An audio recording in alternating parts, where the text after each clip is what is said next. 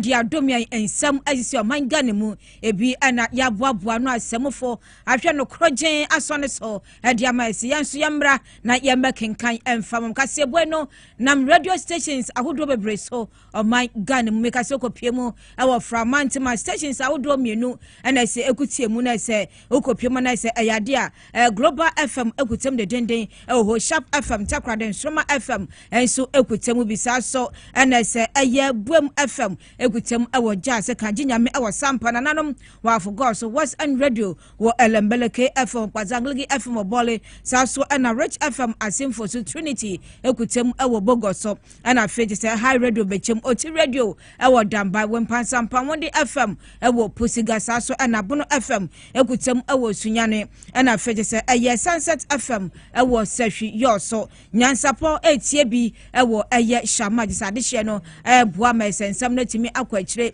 ade ama na akopiem wo amonone nso amekase no Apple State FM aye online obetimi atie bi ewo saso na aye Apple State FM of Virginia USA tuning aye Power 979 Daisy Radio ewo Clear Adamfa or Parigi Live ewo UK OPD UK and afi my xyzonline.com kase no obetimi atie bi ewo honom na se wabua na adehye so atie bi pa pia shema yen na se comment no so no watimi adiaba na se kase no wo multi bot na tie ewo Radio XYZ na se no so no atimi aboa na awia brain sama yaboaboa no na yade ebram ne edimu akote no ebi ene se osofo wono na hwesi kasam so enei efrese braso si ebetu anamo we mu ode pa edi etia wono ofakoti kwan so wia gold edi from my Ghana mu ekopie mu aman hodo so saso ana fetch a report achrem se nei sadia wiase afene nyina no gold buo ekosoro beboa na Ghana sikasam no atimi agina yi honsam obeti wakasebo yi emu sanso na scholarship authority bill no enei wasofo a wo hwe nwomesua honsam so edi akopie mu ewo mrahye bedwafie mu sanso ana energy minister ekasa ediafa sadia Ghana enyinam kania no semrebe na aye preso edundundum no ensamben na waka awo ho nsam no obeti ni nyina entimafidie no ende heya sebeye ni ebetu wo manfo a wo fakoti kwan so ewia kokko di from my Ghana mu edikopie mu aman hodo so won so senti enam so amenei kokko board eso ye hyehyeye se wo beya emrabi ede ato honom sanso ana oswafo ya pa no se aye youth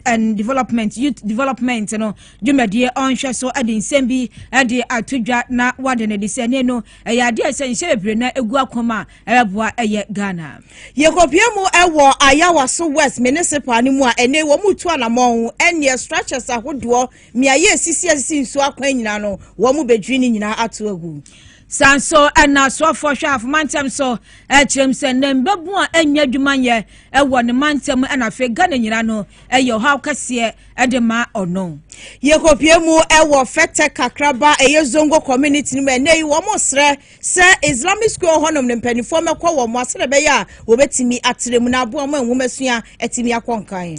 Wani samudo bi ana yaboaboa no se pram to brakase ba yade eba besomo na enwumakuo bi ana asiemu aninti kasebo yade ebramo yade aseda ema gentle step mother care me pacho ono energy se wakofa nuoma papa eboa nuoma beboa na mofra setena ayede ewo abrabomu aninti me se omodin asesa yo bi a wafa fru na se wo so no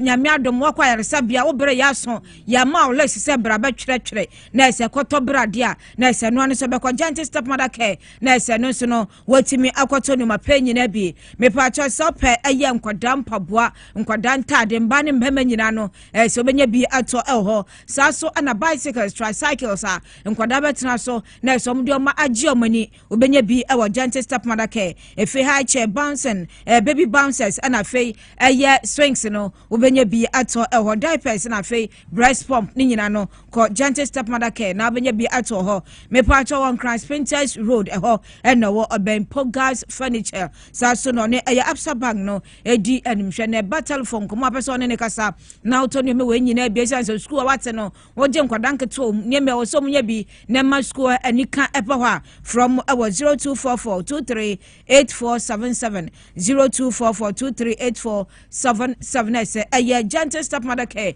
nyoma pa odi aba nkwadanti no won so nsa atimi akabi sanso ana se ye ko enim da bia ye hia nsuo ewo nipadua nim eya nsuo bia ka nsu na wo se enom ntimode anso benya nsu papa no anom na mekamfo x natural mineral water de amaw na se bre bia je se dwumadi bekoso ewo abusuan fie nim party bia se no ewo se wo ma eye x natural mineral water no ebi esu na se wo nya bi enom wankasa ofie no nkwada nyina no monum bi eye nsu pa food and drugs authority aje ade atumto modian so benya bi opendudo mu afrem 0596273546 na abadwumeko man so benya bi na se watu ade akofra Mr Robert Obeboa na dudu bi ahia no wonso wonsa atimi aka sanso na eye liquid capsules mepacho eno so eye dupa medimosis ade abadwa so mepacho modian so benya bi na watimi anom na chese abo apa se bi odidi na se eye apomdonsam enko ye aduane ntimi digest no wono no bia se bebo apa sanso na bebo ne no mebia won se etena ni padua nim a se abo bi e woni padua nim no epiepie ni nyina ba bonten na se wo so atimi ado na abo na liver no aye adwuma papa mepacho benya bi ato bi ato ndro bia oman ganemu fra 0244068447 0244068447 na se adupandi se no wonso wanya bi anom na aboabo nwumeku awodo eka ho berepem ho nsamso no yade betudwa na yade amamo na chese yenya yade pene na kasie no chese yabekenkan ade amamo ayeme akuya krantima ana afi nana ajwa kwa achwa efe ya jibra na kasia nse wo munyina nso no yade ato mwanem ya koso dia na ese ya hyase na enei no chise report aba bonten report e bai no e ya de ese e fact na e yes a report no ne nyina ne se wada na di se Ghana ya tia depa anya asem kuma ese atadwi fowa ya te de ese se nei aba beto dwa se okwa adwaman so a gold buo no e ya de ese e kosropa e beboa na eno nso epagya Ghana sikasem ade agina baby papa se Ghana nyina no yepe atimi aboyem na wo share report abana na sanka biribi atwam no gold bo no se nkoye kura e wadwama so na nsu nyina mu no ayade se eniema atotodin na atimi aboa na wo share report omde bai na omkirem se wo hwa na se sadia ayefa ngobo eso abafom na gold bo nso ekosoro no na se ayade position Ghana ye pa ebeboa na se sikasam ne ade adwade wo nyina so no atimi akoso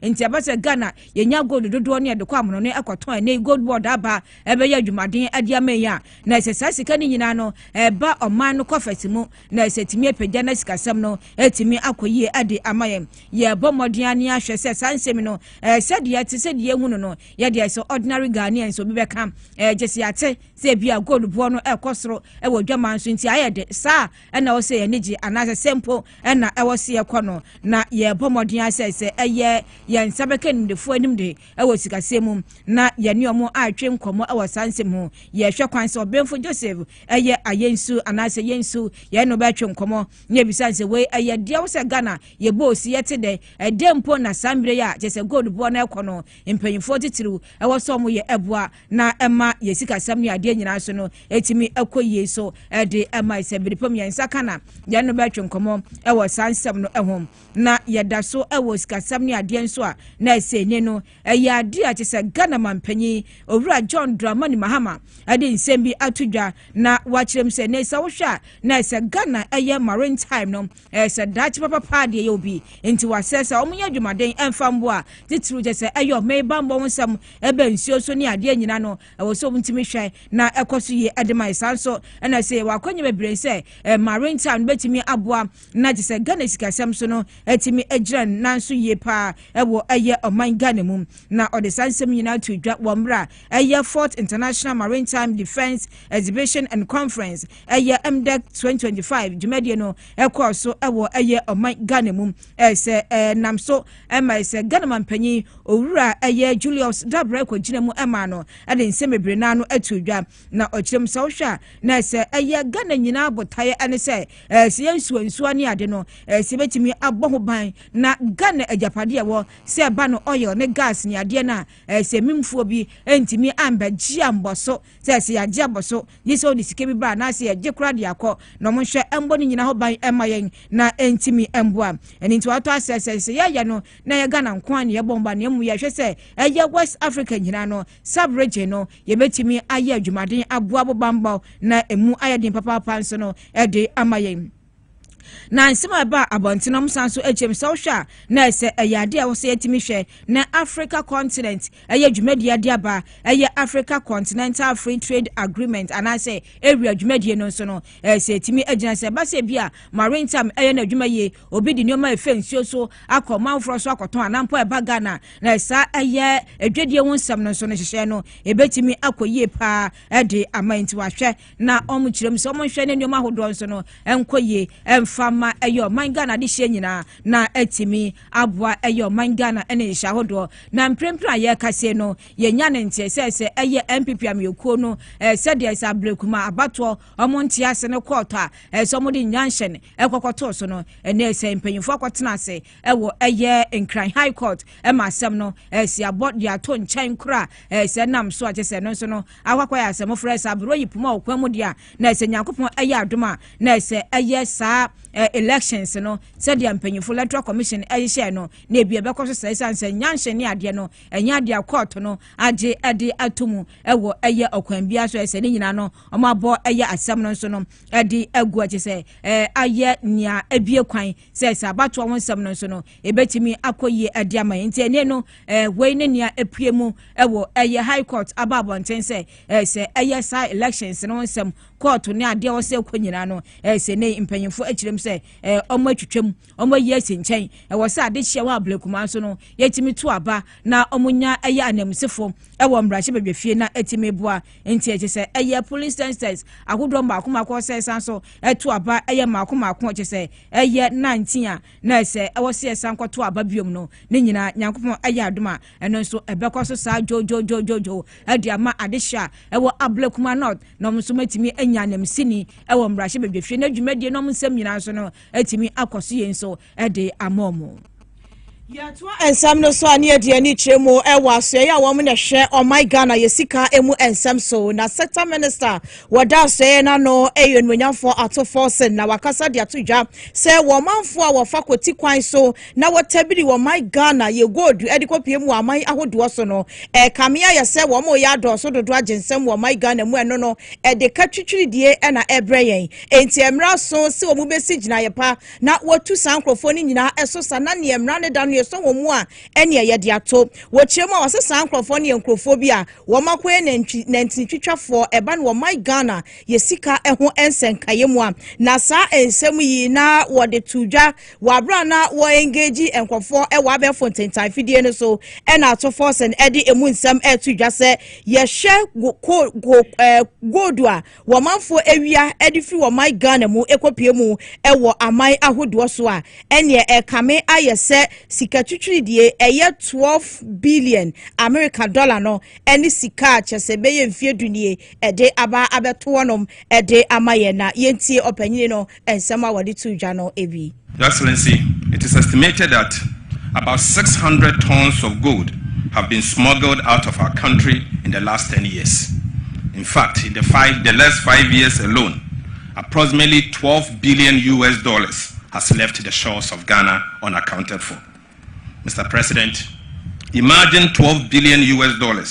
translating into foreign exchange and supporting Ghana's reserve position. Certainly, our national currency will be stable. Or imagine the number of hospitals, schools, water, and roads that revenue from these smuggled gold resources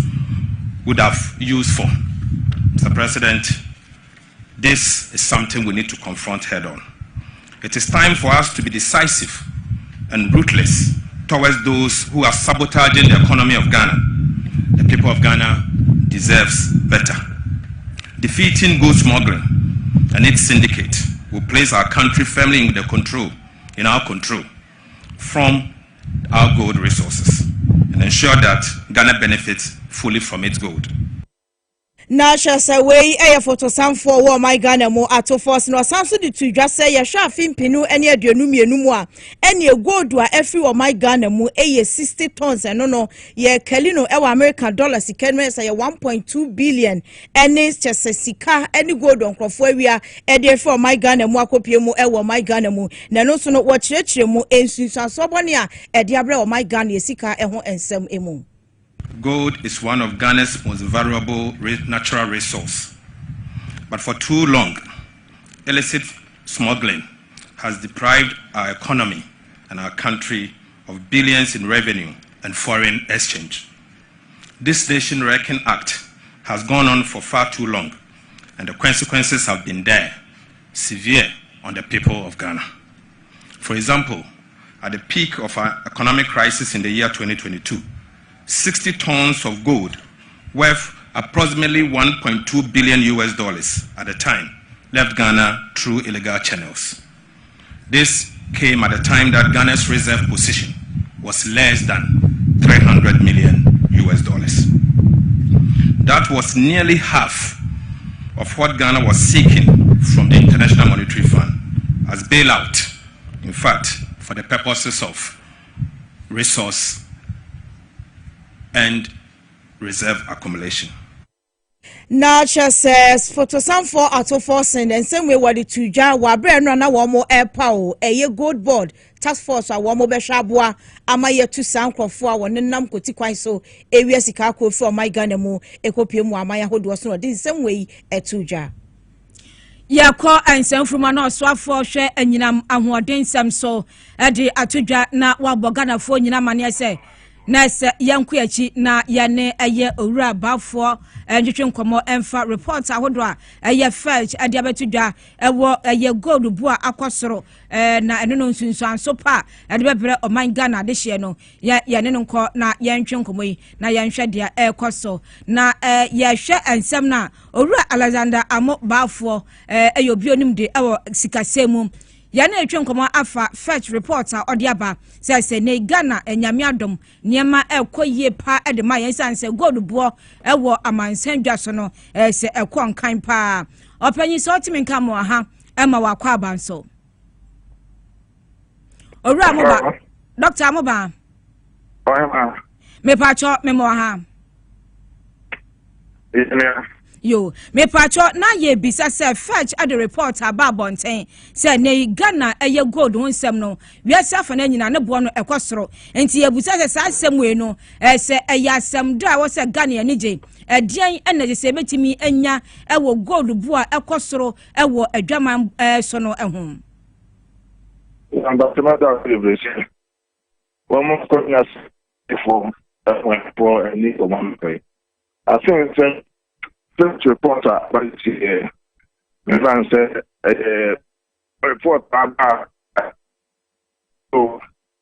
on the very good kind of people. I got actually so from 2023 2024. Now Ghana I'm saying you are some bobos but sadly, the first one thing, more economic environment was to be at the dean, the be a come in whatever business. And let's say, I did not CBD and if going to the international market for no possible very soon. I want to call Bia Yabobsia. Boy, welcome. No, so Kabia, person and Sakabia. I don't know, and also the environment, to create a favorable. It was a Ghana, a certain institution, it could be and good form. Interest rate to somebody the form. It means a sudden Ghana. Mining my investors sunya di mapa Ghana ye be ye ba po ye be ma abeba na ye so ma kremus enter Ghana de ato de it is also good for the cost so Ghana ye good ɛboa ɔman no nso sɛ yɛkɔtɔn gold a ɛdinya enough choice de ba amti sɛm so na yɛ nti de bɛtumi ate sɛ Ghana ate dɛ ɛmɔ mpaes ya mampanyin bɛkɔ so Ghana hyehyɛeɛ a ɛde Ghana gyina deɛ abɛyɛ saa mmenu ɛkɔ so saa panyina yɛhwɛ ɛyɛ fetch report yi na ɛyɛ ade a kyɛ sɛ nneɛma kɔ yie saa na mbra investors ba ne ade no ɛbɛtumi arefrɛte ɛwɔ ordinary Ghanaian nso no kotokuma na bɛtumi afito da Ghana so bɛtumi ameki to ordinary Ghanaian so bebree wo ne yɛhwɛ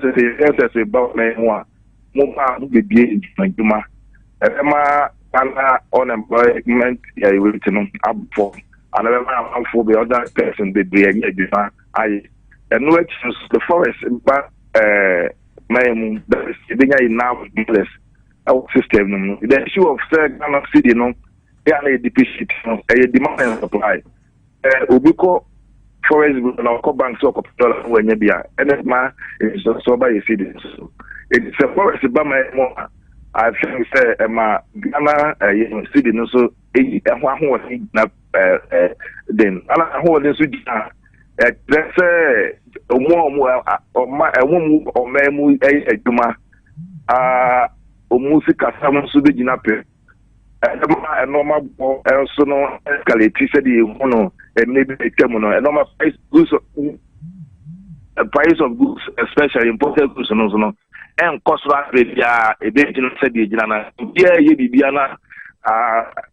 no attend said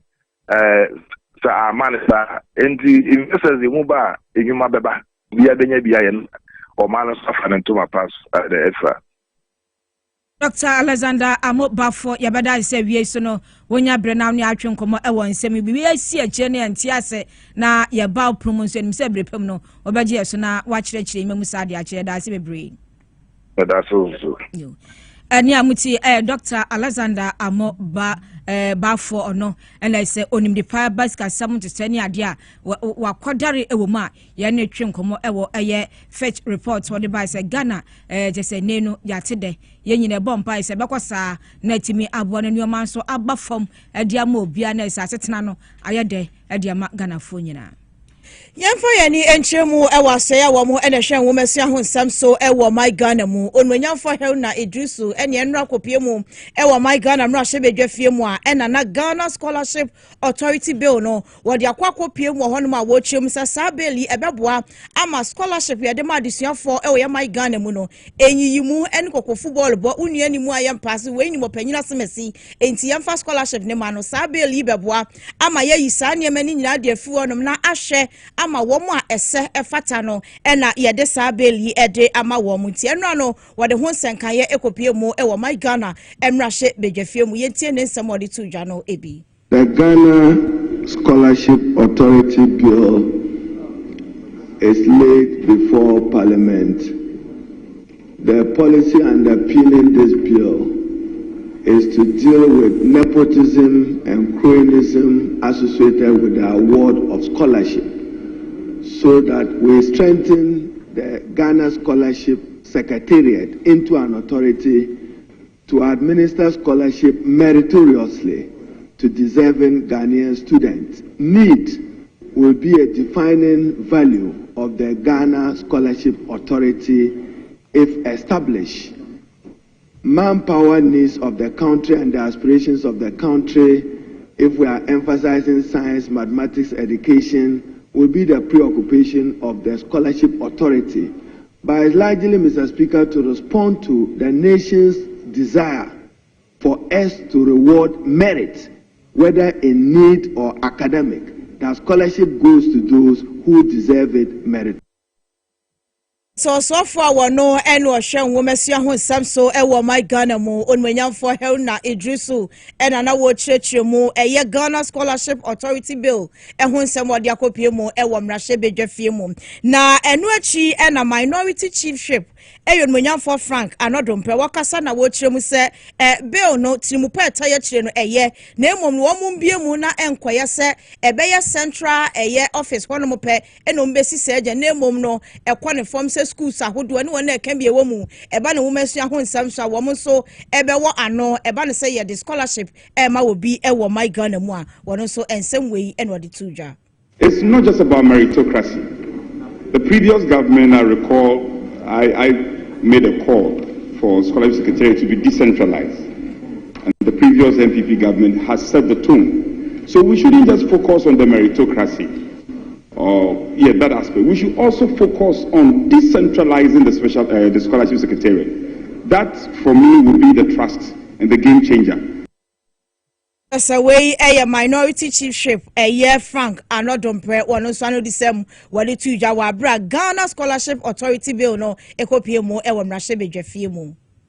Na yanko asante mantem na nenu ababetodwa se owura ginapo ade atodwa se nyankopon aya adoma na se July bosome de to so dumiensa ekono se nsiesie adwuma kakra bekoso na je se nipa anase nwumaku a emaye se eye gas no omuso otimi aye nsiesie se eye anifo no bedundum na so motimi aye nsiesie o mafidio na timi abonti wasra se bia enam se sa eye adwumaku no bedundum fidie ntino je se edum so kakra bekoso se enyinam kanea no enjina na se dia ye pe no se dia behunu no de bia no o se je se enu nyina ye dia ya de yansiesie adwuma na timi aboa se bia de bia enyinam kanea ne begina so de amode sansemi tudwa wo mra se adwuma de asunku bi akoso wo asante mantem ho na owura John Jinapo da sansemi adi. Sunday, ENI would turn off their valve temporarily to increase gas production to about 270 MMscf. That is good news. It means that we are stabilizing the power sector. But let me also use the opportunity, members of the press, please help us to spread this information. Because the plant will be turned off for that short period within the day for maintenance works, we are likely to experience some interaction or interruption of power. Please bear with us. It is for good purpose. It is to enable us stabilize the power. We've done all the scenarios, we've done all the analysis. And based on the advice from the engineers, I've directed that we do not attempt to run those plants on liquid fuels for that short period because it involves changing nozzles, it involves a lot of work. And so if you are going to be off for about 4 to 6 hours, you don't risk it transitioning to liquid fuels only to come back to gas. We are working around the clock to minimize any potential adverse impact during that period. But I want to appeal to Ghanaians to bear with us for that short period. Once the work is done, we shall stabilize supply of gas, increase gas production, and that will improve the delivery of power. I'm also happy to note that Talo is also increasing their gas to about 120 MMscf. And so 2 positive news from our Jubilee partners and from the Sankofa field. Na owura Jinapo na yatene nkane nyina chi no kirem se ne no se ne nyina abaso na Ghana je se nyinam kane a ho nsem akoyi a na se na se no ne abaso bono odema osoafo hwe Ghana sikasam so owura atofosen esanse wa ye bi papa aduaboa Ghana energy unsente sa sankade omo beto no asempa na ato Ghana nyina. Was to bring about overall efficiency. We are working to involve the private sector in the distribution sector. And I want to encourage Ghanaian entrepreneurs to take an active interest in this project or program so that Ghanaians can continue to own the commanding heights of the economy. We are working to expand access to electricity, and I want to thank the Finance Minister in particular, the hard-working Honorable Kasiel Atefosun, for his continued support. I must admit that, but for the Finance Minister, the sector would have had it very, very tough. And so let me commend the Honorable Atefosun for all the support he is giving to this sector. We are working to improve the tariff setting mechanism in collaboration with the PURC to bring about transparency and efficiency and digitize the sector. Owura John Jinapo ena yetinin king. Na gan krofo nyina eso esa na so ekamia esastel na ehia so mu ya adwumaden ede eboa enu nti na nei wo mu esisa agina ye we sei no na wode nsem we enyina atudwa wabra na wokasa ewodwabo ase adwumadie eso eye major room crampa meti hei masudie esanse eye smuggling hu dawurubo ene ehon keka ho no edamabam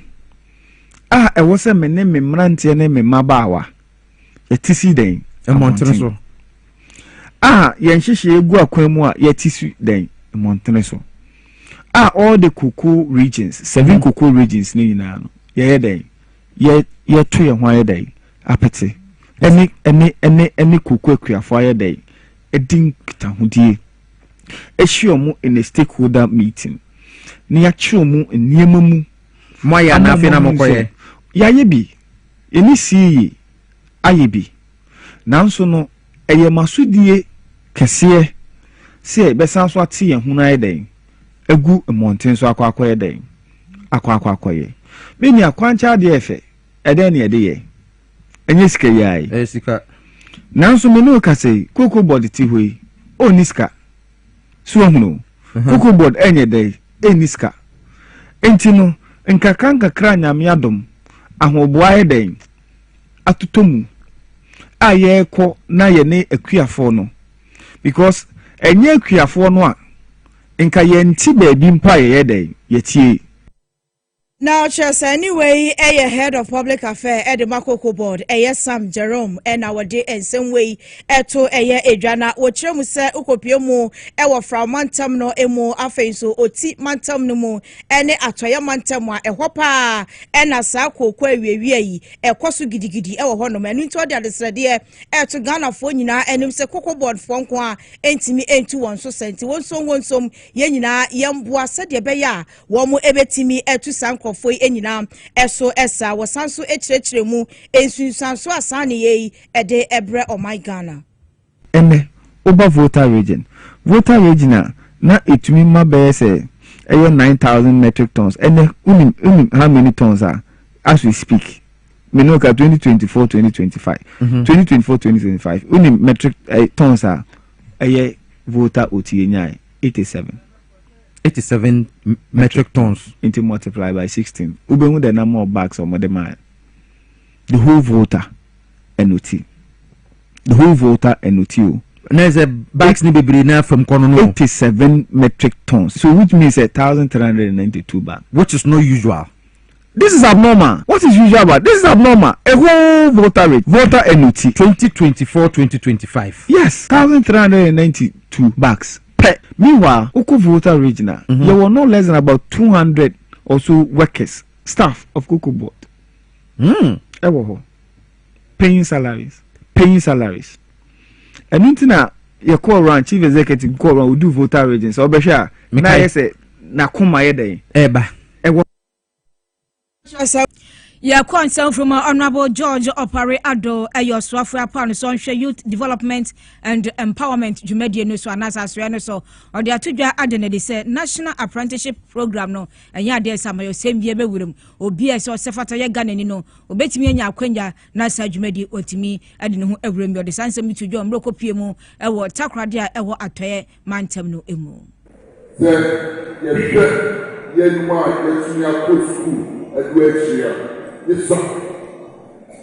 Yama said, yes, chance,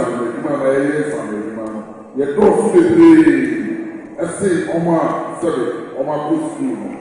It is a say, my 2 now I was taking movie on my from apprenticeship to entrepreneurship. I was saying, in what, by your sales and regiment, by your dummies and regiment, into a regiment this year, the movie, they are frank for our moving from apprenticeship to entrepreneurship.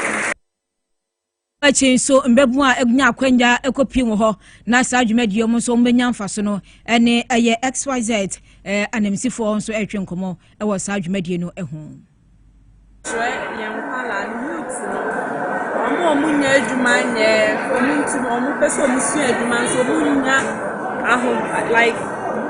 emwa omo de besu adwuma ya be hu sa ban ne peso ofuwa wo no omuti besu adwuma sisi wa me nya obemenya apprentice bebre said ye obia wa wuni bi o shop oni apprentice kra na maban sunti ubenya apprentice bebre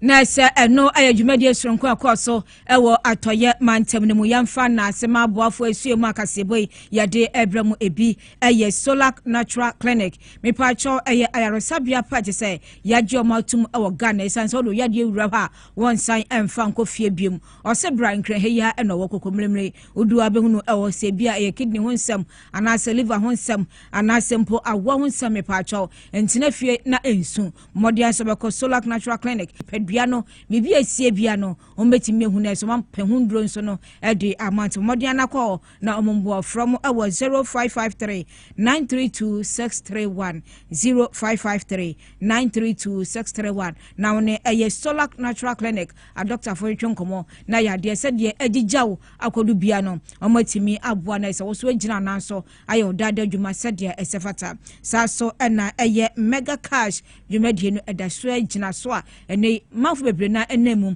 edi sikapudio ede bom hobra me pa chonti modia se wo so be kan ho na eye mega cash dwumadie no odo ho ahyemu fa phone na dale *426 *5# *426 *5# na se wo so choose eye Power FM na de kan bia no watwa bi na atimi abo 55 series akọ betimi edi agro bi ska daso no a na watwa bi omo chen ska ketwa oso chefe mu no won sa betimi akampacho ye ne sa box ma ko nsia ene be bie edema fa ba ko de be fa bia no sika bi su ewo mu na atimi abo ye pa e wonya 18 years a e betimi akoye edema sa so na TV XYZ so emu akwanya se be bia wo bia pa se obo onyo bi hu dawuro no ye be ne sa be pepe ediama ene nti modern so be frɛ 0533 825 870 now ne marketing department nkasa ebia wo bie store bi ebia adwuma bi a wo ye adwuma wo ya mra makwan se ye no me paatwe no ene aso boda wuro no adiamanti frɛ number no na ye no enkasa nyenye adwuma no emfama na timi aboa we ayeton ho promotion siatete so kura yade mabra ne Antonio manso mfama na senoma enkoye nso emfama ye no mienu nyina sa so na obisi wa bie salon kakrakra ewo enkran eye hacho oso hia adwumafo no ma ye adwuma wa campaign me paacho unim conro bo rastai me paacho no ane so be 0246 473 271 or sebo sumi aketu adbe ma no 1005 na se ebiwom na ehia ne se woni gye ho na wasu adwuma na nim adwuma ne ye obetimi afa no aye adwuma na esetimi abo apo asaso na mensa ka adwumadie no eno so edaso a ekoso me paacho promo egina so banchen asem kuma nipa dodo na afemu edi skese eyom ha kakra edi afiwa ma ntpo modem so betwa bi na etimi abo *274# *274# na so choose Power FM na no di prompt na chi na no so 55 series ko obetimi egina so enya sikapudo na etimi abo wenum ene nwumeku ahodo omosuemu a yede kaseboi so ebrem adwato asomaye yamfa yani entremu ewogomu amampon ene ne mpotamo na kusum amamra hene awo gomu asen traditional area wono asaye dikro edema adehia wo mo potam emu na woni Alex Donko etwetwe enkomo asraban sa yetum de gomu ya mande de ba ikebesre na nka wo curriculum na what is your school father no ka won tum won fa gomwa ya so ya manja yesu wa ha no na ye krofo wo gomwa ha no no won fa nsem even say ankwanye subject wo be tro ho end of year exams krampo at least won fa say curriculum ma gomwa fope no who that go ma you were amandi bi wa go for you hold ma when you go ma ya man when you baby go pa ye fi be do ha ya said they already na ya church on him dia oba shi ni bia no oda oba go be su amandi ansa na otu we na di ma yi you go to him amandi wa wonam do ma odi to him won sorry a wo to him keke etum hu ya amandi na hu ye bibia ye ya manso ni bebe wo go mo hanu na no Nana esanso ede efutuo emma emebuna ewogomu ane ne mpatam se wontwe won ho emfemfiri enubone enom eho na wonhwemu emu na disua ehu ehwe fi se wo mu ene wo manyi eni daso you ta wogomu aman mu de free wo yere wo fa abese wo life madama wankasa o mami o papa wa bro won ho wa hwe akwa kudu bibi na se you go school na hwe go school na ko fa ndu na o rie oyi abese onyama pi anhwempa na je nkwan de je twado ti won hye ne twe ho fidam ndu bone a oye youth na what is going on go mo han mo je ye mpa de be ho fidam ye momu no be to se na nanu mu gina de obi a hwe ni kro ye hu da bo fra bi wo ho na se o de dam ndu bone esi ne da kwan bi a mo fada mo de tsan na be ye bia mo fada mpan no Achesa wei eye nana obo mensa wono eye dikro edema gomua mampon adehye no de nsem wei atudwa bi se begina wei so na ye twa ye ho akwaje aboafo nkrato abaye ba ye de kase no emu nsem ebeto aso ensunumu etumi a woye funu ekeka wa wogire ho a enye wosa etumi ema woye cheko ebre a wadidi awie so how eye osa de a compare haxa capsules and haxa mixture nanum bom na ho ebeto pedudu etu a ko okanshi drug lane kumasi dani herbal takrade aa mensa anafre 02038228855 apefo abatan a woma won mofra no fo ene mofra woni mfie mienu enka ho Haxa capsules and in a mixture. All Satan for Eddie Aji Edwadi and Kratui Atom.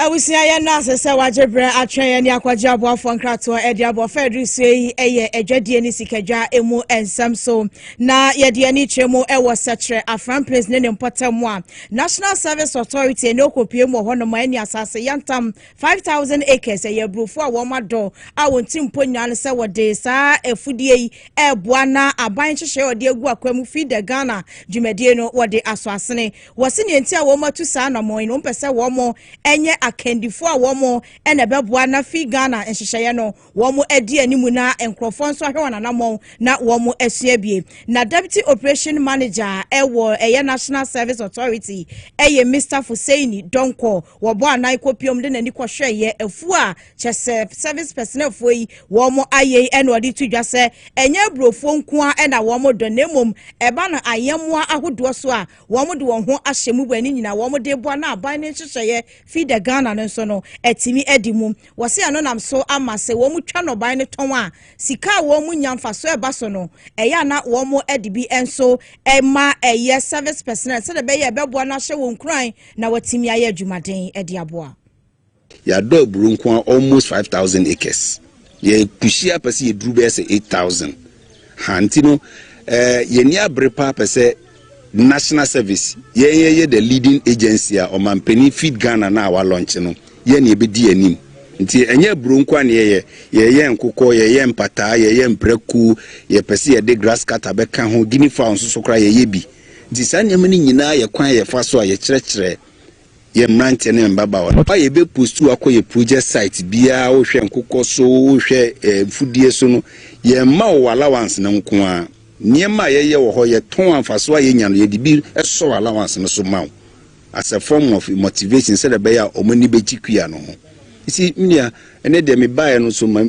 said the ebru ni ye no mani ajepa because sabi utimi hu ebru dua ba ko a ene nko a afa ma ko be se enum acha se nsuo toye kura na eburo dua ba ko bitime ebu eburo nko ba ese num wo ho yemfa yensa ene anasa asone sekan ene do ha ebi ye use the broni friend abefo mfidie nti wo hwa ye wo tractors ye wo harrows ye wo planters fertilizer spreaders boom spray nti spray kura yemfa ye afidie kafo na ye spray wa fuemu.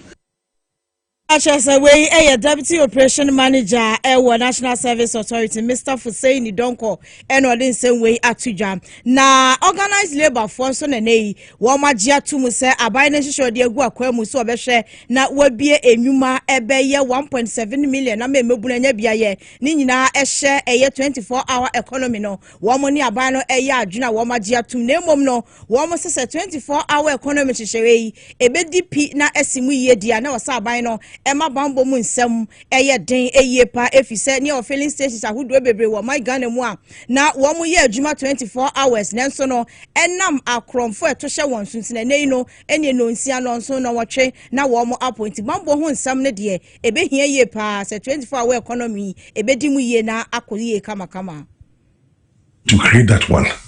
This is just the beginning. It's a new thing altogether. So if the government is able to create 1.7 million, I think it will reduce the unemployment situation in this very country. But we are concerned as union about labor rights. The type of job that will be created by this type of 24-hour economy, and for which people are going to engage. You know, our teaming youth outside there, they all need jobs, but I think that we need better job for them so that they can also make life better for themselves. It must be 24-hour. Water must flow because there are some companies that use water throughout. Roads is very, very key in this. Then finally, financial security. Gone are the days, some few years back, you can see that some of the filling stations were closing or they were doing 24 hours, but because of armed robbery, they had to stop. So if we are bringing it back, then we need to look at that section. Now, anyway, General Secretary at the Trade Union Congress, Mr. Joshua Ansa Enwade and some way eto eja na memfa birthday sunkui enko enfama elekem ajemai wadi emfie enkono ene we efri opapa Paul Senieja ehon mo ye nadwuma Ghana Statistical Service wose ne ba omawtiri kwa ene awodapa ene saso na Stephen ejei uwo jowlu the Saints ene wonso udi wawoda memamu nyina happy birthday nyankopɔ won hyramo na wonto monkwa enemu. So and Williams Doji Uwatama Committee 5 Andra na awoda yama happy birthday strong. Ye jina no so na ye de prem to braka se bobo no e de basum ni nyina no ye de asi ye datim ni nyina ase ama poma checheku ya adubie ni mpie sie Kofia Brant ye ela eso eka ho bi na fe ye dachi ma agese enso ebo echi do makase no ye de Abraham Saso na Elizabeth Tego esiesie ho camera ye Willy na eso hwe na menyina kama edema one soft prince na fe MCL ne team aka ne nyina yedobia se ebeso no me akuya krantama na afe nana aju akwaachwa yesi ha ema momoni tia